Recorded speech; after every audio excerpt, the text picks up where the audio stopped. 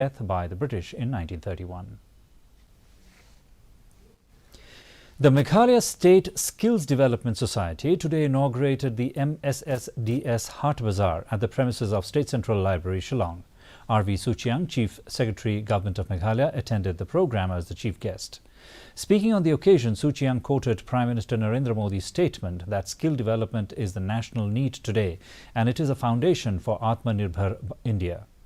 She lauded the efforts of MSSDS for organizing the Haat Bazaar, a platform for entrepreneurs to showcase their products. She also referred to the recently launched program Skills Meghalaya under Skills India, the scheme which aims to build startups.